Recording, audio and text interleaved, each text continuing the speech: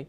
After their meeting concluded, they also addressed a joint press conference, which just concluded a short while ago.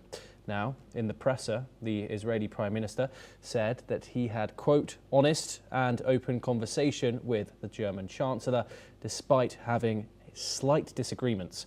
Netanyahu also mentioned that the talks focused on deepening their defense cooperation and collaborating on technological matters.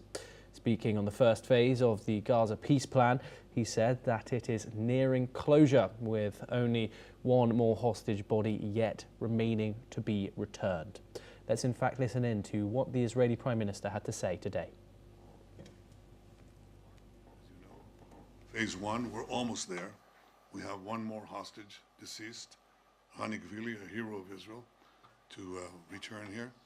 And then we very shortly expect to move into the second phase, which is more difficult, or equally difficult.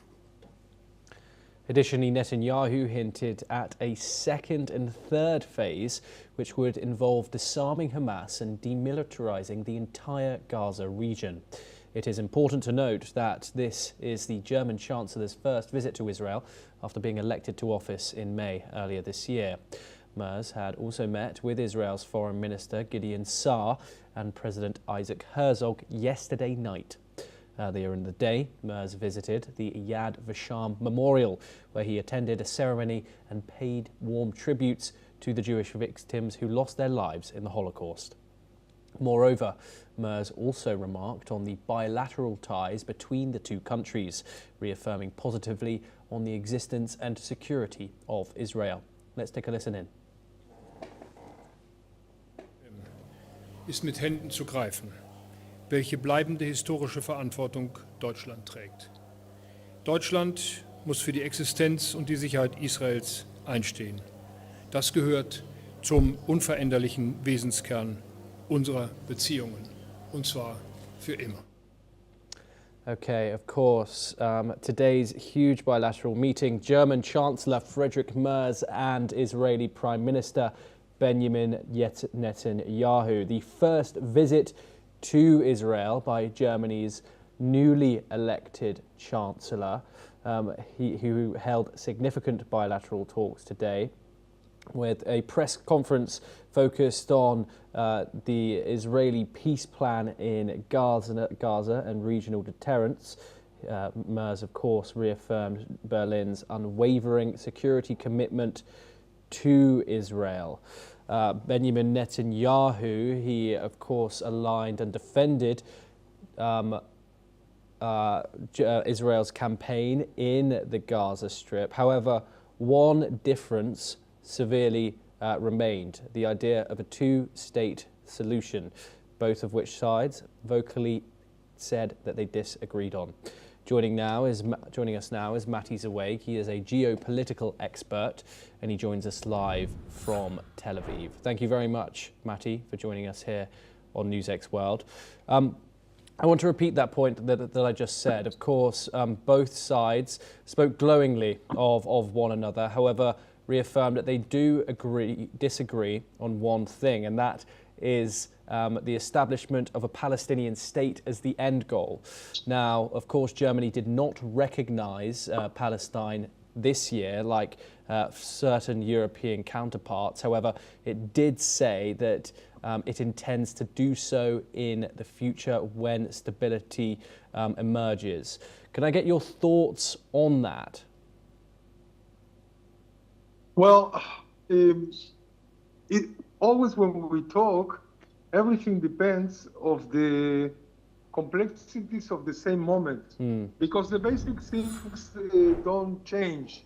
I mean, Europe is continuing to talk about the solution of two states when nothing is stabilized inside what is so-called Palestine, which is the Judea, Samaria, and Gaza Strip, and which is supposed to be the future Palestinian state with maybe East Jerusalem as the capital. But these things are not what is going on the ground. I mean, things have changed since the end of the 90s and starting with the 2000s, and things were worse. every year and year, and now we are in a position that the Oslo Accords, they continue, but the Oslo Accords, they cannot be a base now for a future peace because we had all these developments also in Judea and Samaria, and also in Area A, B, and C, and also in the Gaza Strip, especially in the Gaza Strip. So until it's not stabilized a government in the Gaza Strip, until it's not deep changes, as they say themselves, all the powers about the Palestinian Authority, nothing can be implemented as a future Palestinian state for now.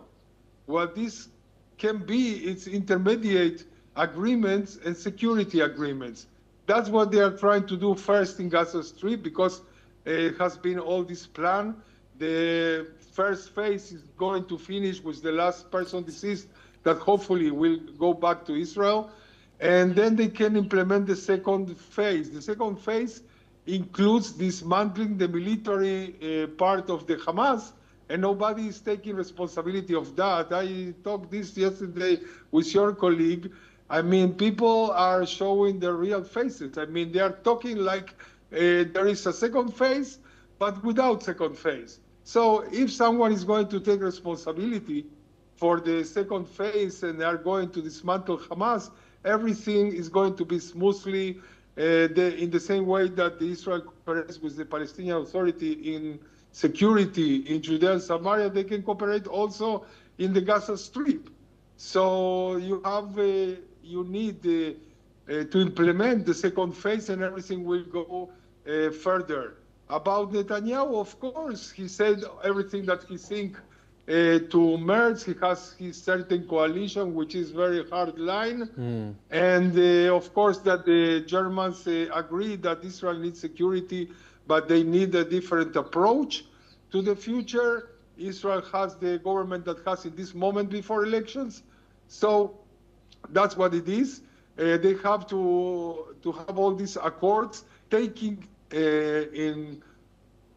care of what is really on the ground. And the reality is to implement the second phase in Gaza Strip and to continue the security means in Judea and Samaria until further developments. Matti, just briefly, because we're running out of time, how important is these next few months and of course how these negotiations move forward for the state of Israel and its relationship with its Western partners? Well, they have been deteriorated because all this operation, these 2 years that Israel sees as a counteroffensive and the world sees like a disproportionate offensive.